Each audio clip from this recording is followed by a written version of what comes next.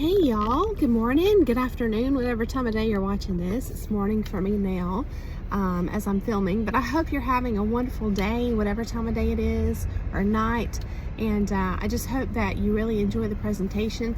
So I'm actually really excited to share this one with you because I started with a subject that I was pretty unfamiliar with, and I watched a couple of YouTube videos on it, and it's really interesting because I learned really quick that even though there's like this baseline of what people can agree on with regards to this term, there's so much to it that different people have such different takes on it. It's actually quite complex. This is my understanding at this point.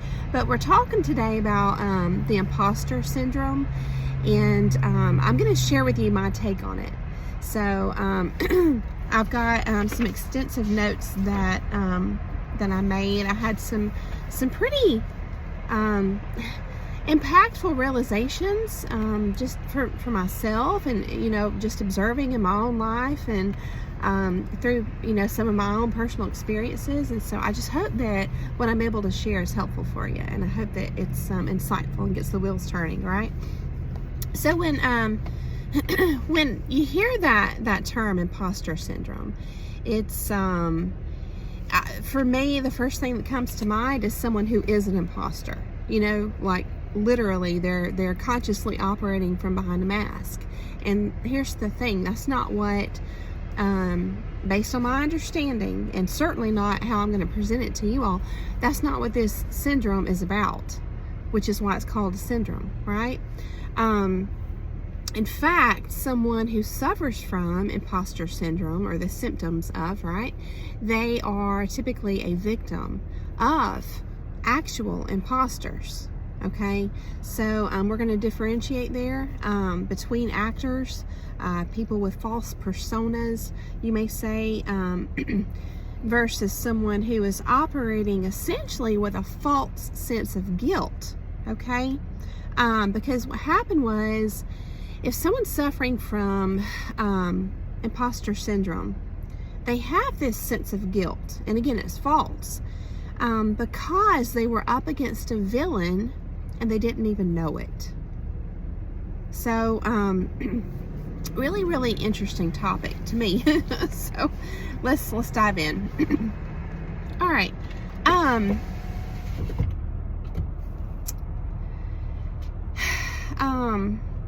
When we examine what this is,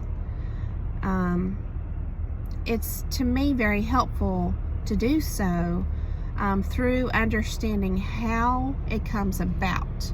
Understanding how imposter syndrome comes about and develops essentially teaches you in a very clear manner what it really is, as opposed to just like this bullet point presentation. Okay, and I will say this, it's very closely aligned with what we talk about on this channel, in the hero's journey, and in many myths and fairy tales and folklore, which is this the hero going on a journey to reclaim their higher self, right? Or to reclaim their connection with the divine, with God, or with their intuition, right?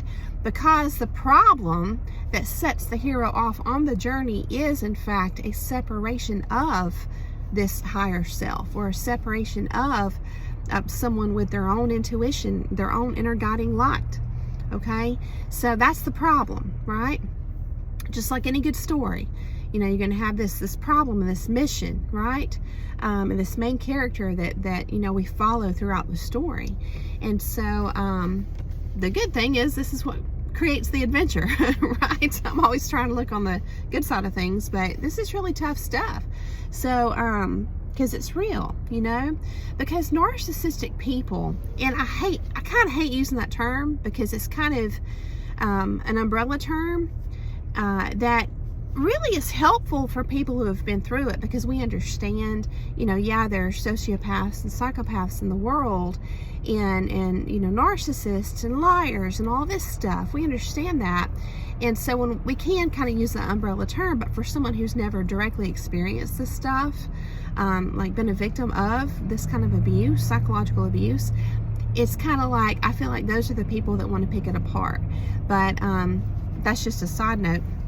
But there are, in short, there are people, whatever you want to call them, okay, that steal not just our identity, you know, through mimicking and adding our own personal qualities to their mask, you know, to continually upgrade their mask, but also they steal our identity through creating this divide, or like I said earlier, separation between your true self and how you perceive yourself. So in other words, this is what creates this inner conflict within us, okay? Our perception of ourselves becomes corrupted because it was actually manipulated from this outside source, right? So there's a separation of self, okay? But when you are the victim of this, of imposter syndrome, you can't identify it. You don't realize there's a separation of self, okay? What you do feel is you just feel wrong in some way, or flawed, okay? And even guilty, because these people use this tactic of shaming you, but you don't know why you feel guilty. It's like, you know, you haven't done anything, but you just feel guilty and wrong and flawed, okay? I think there's a term that's come about in the last few years, used amongst the personal growth and healing community, called toxic shame. And toxic shame is seems from my lens to represent what I'm describing as this feeling that the victims feel, okay? So, which is like, again, guilt, but you haven't done anything wrong. All right, so let me give you an example. I watched a couple of TED Talks, and you know, some of those are pretty good. And there was one example made in one of them about imposter syndrome, where they were describing how people can have a fear of being pulled over by a police car, okay, by the police.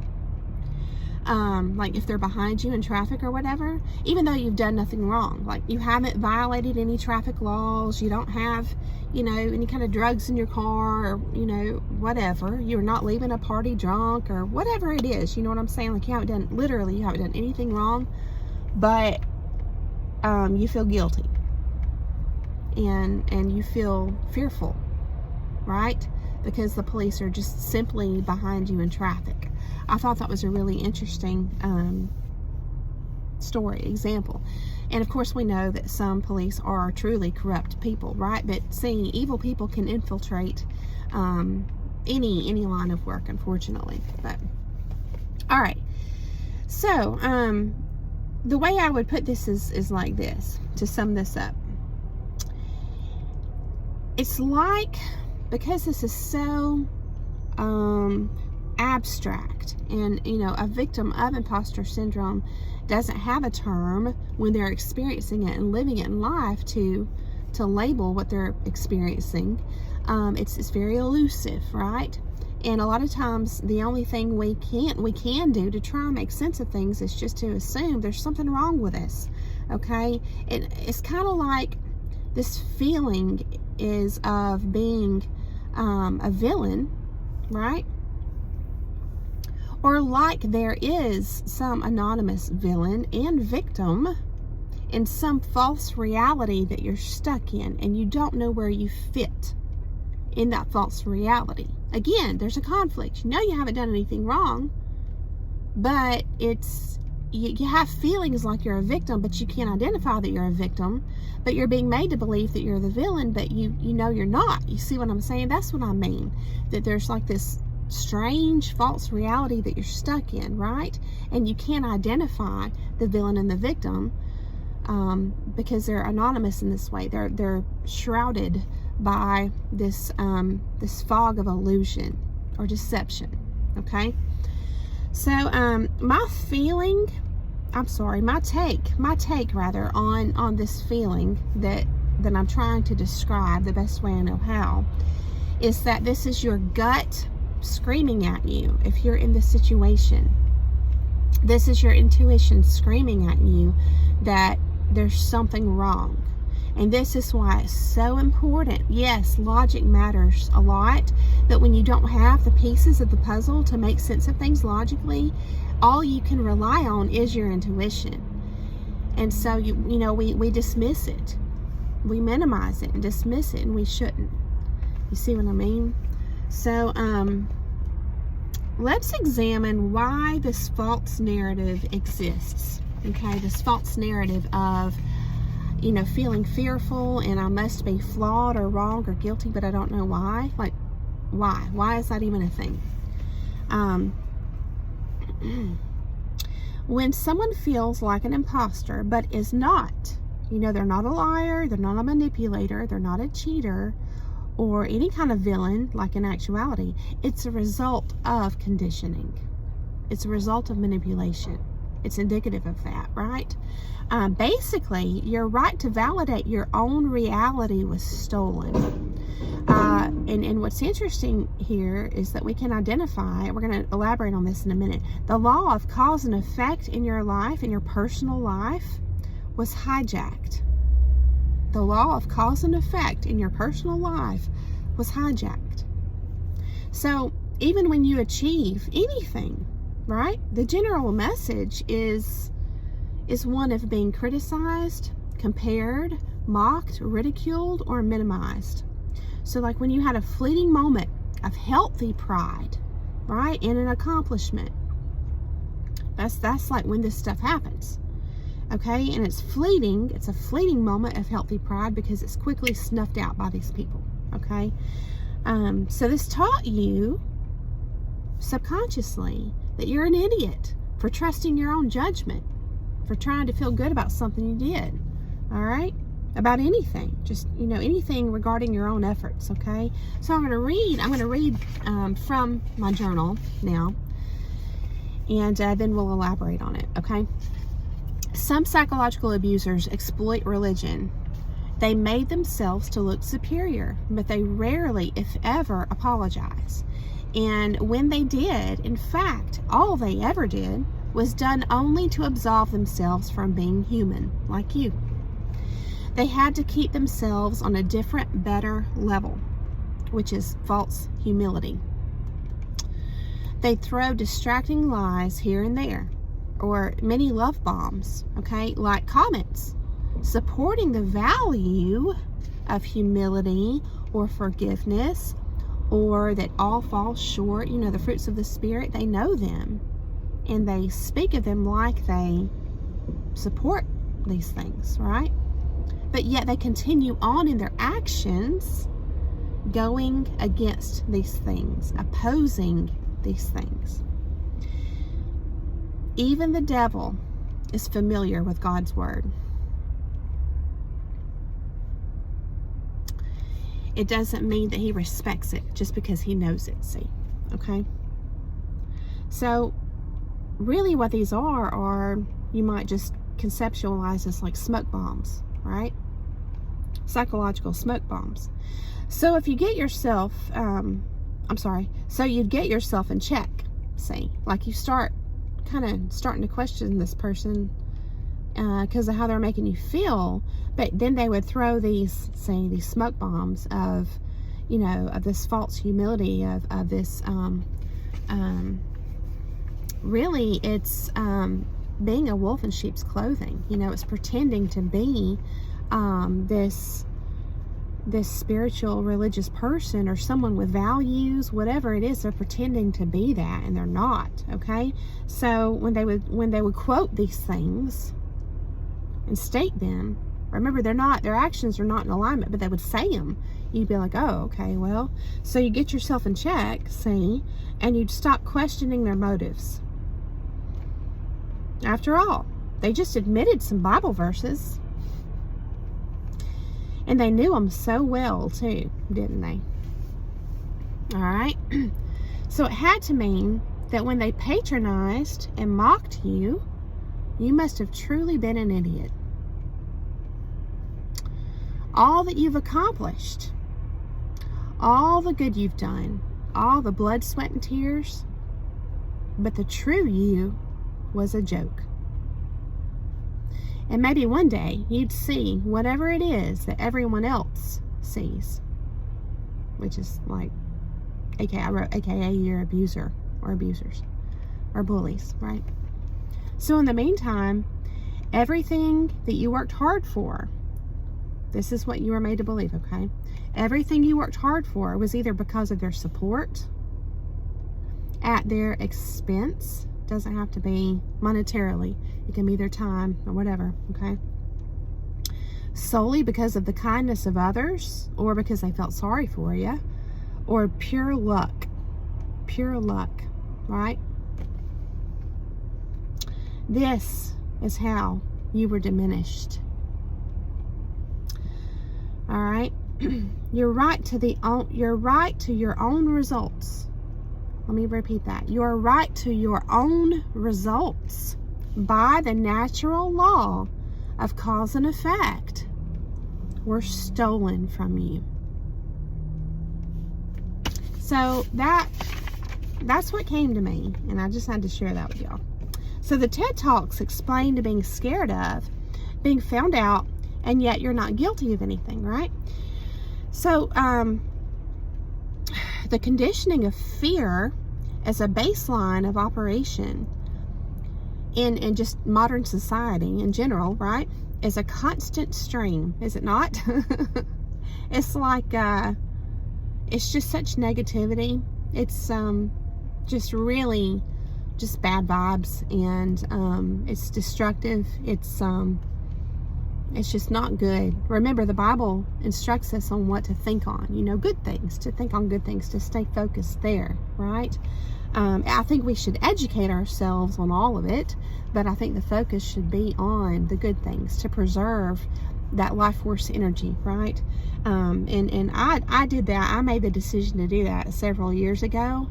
I stopped watching the news, and in fact, I don't hardly ever watch TV, hardly ever, unless it's like cartoons with my kid. But speaking of kids, if a child is subjected to this kind of manipulation or thievery, I would say, which is what it truly is, they may develop perfectionistic tendencies, okay? Because remember, they believe themselves to be worthy of mockery, or wrong or guilty of something that they just haven't figured out yet, okay? So they're conditioned to constantly self-evaluate, constantly, which can lead to always finding flaws in oneself. Now, the good spin on this, if we flip it around, is that they are learning to think critically, which can make them excellent problem solvers. But really, this quality formed as a defense mechanism to try and prevent being shamed, criticized, or ridiculed by their parents or siblings, okay? Whoever it was, grandparents, aunts, uncles, whatever, whoever it was that was doing this to them, right, in their childhood. So could this lead to narcissism? Okay. Could it lead to wearing a mask for the purposes of deceiving others for personal gain, for bad intentions? Maybe, but let's just call it what it is. Deceit and intentional manipulation and exploitation are conscious choices. They're choices. So there's a difference. There truly is a difference. It's kind of like the whole thing when you have, siblings growing up in the same household, and one turns out, to be very, like if they're abused in that household, specifically psychologically, like in this kind of, manner, one can grow up and become overly compassionate and like a people pleaser and giving because they know what it's like to suffer. And then this other one can mimic their abuser. So it's like, you see what I'm saying? It comes down to choice. Always. So I feel like, that kind of stuff, intentional manipulation and deception and all is totally different than the victim of psychological abuse that has a good heart and lives a life of striving for understanding to be their best self, okay? So if you fast forward, a child subjected to this becomes an adult, okay? And it's just, you know, if you went through this, you can't not go through this. It can't be undone. You can't just talk about journaling. You can't just rip that page out of your journal and move on and forget it like it never happened. It's going to impact you, and we need to accept that. You know what I'm saying? Because we can use it to become awakened and enlightened, okay? So, you know, we may discover that, okay, this kind of plays into why I have such a passion for wanting to learn and you know, wanting to problem solve, and why I have a tendency, just a natural, what feels like an innate, automatic tendency to find, you know, critical flaws in things, you know, because I want to problem solve, or whatever it is. You can kind of see how it impacts you. And, you know, yes, it may impact you in negative ways, but you can use some of this, you know, or ideally all of it, for the good. You see what I'm saying? So on that note, it's an acute level of discernment that you develop, okay? Because I was talking about perfectionistic tendencies, you know, just self-evaluating so critically and just always looking for the flaw, you know, what's wrong, or the critical flaws. It's an acute level of discernment, okay?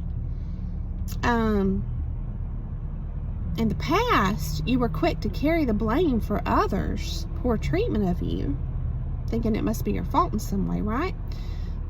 Not realizing, we don't understand this. We don't realize that psychos cross our paths all the time.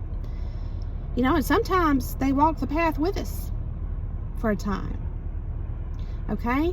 So, what we're doing as an awakened, enlightened, aware adult is we're flipping the mirror back on them, okay? Instead of self-evaluating so much and trying to find what's wrong here, you know, which is honorable to a degree if you live with, you know, humility, humble heart.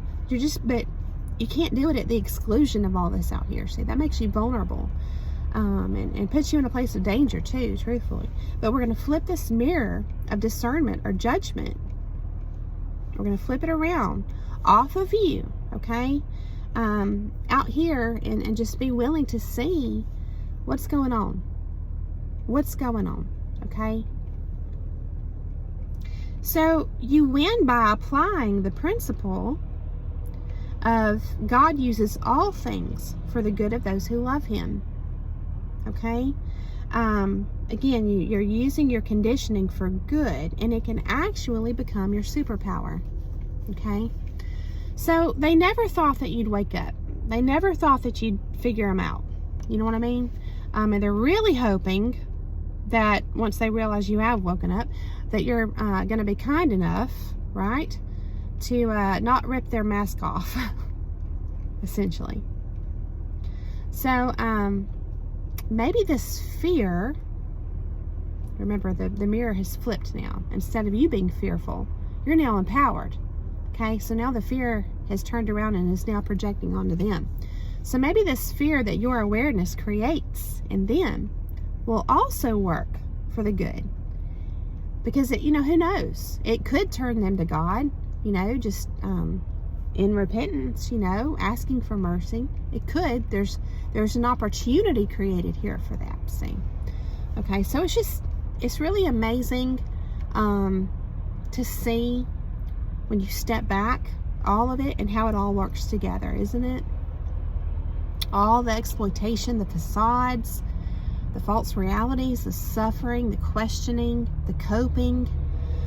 Just remember, I want to reference my last video, to have a lifeline. You know, I was talking about chords and strings, you know, with regards to your psyche and, you know, spirituality.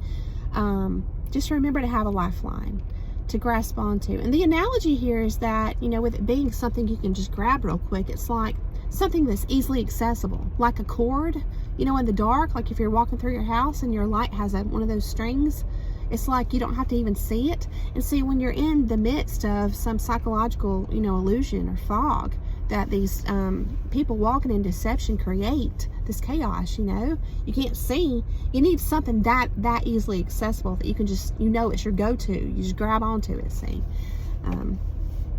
And so it's like, like I said, requires little to no effort. You can access it quickly. And there's no shame in, part of getting stabilized again if you were blindsided once again by someone getting you caught up and believing things that weren't true. It's, comforting yourself with like some go-to comfort foods. Like I'm gonna be honest, I love Italian food. I love any kind of noodle dishes, and my daughter loves spaghetti. That's her thing.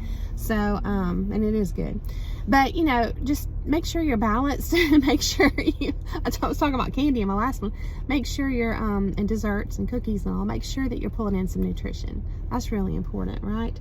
Ashwagandha tea, just health with your body, like even if it's something gentle like yoga class, or I say gentle, sometimes it can kick my butt, but yeah, just some beautiful online communities that that you enjoy being a part of like-minded people that are connected by kindness and common interests, people who want to build bridges with one another.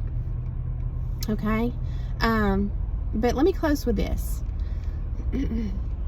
Your efforts to understand these things, to learn and grow, to try and help others, all of your efforts are not in vain. Okay?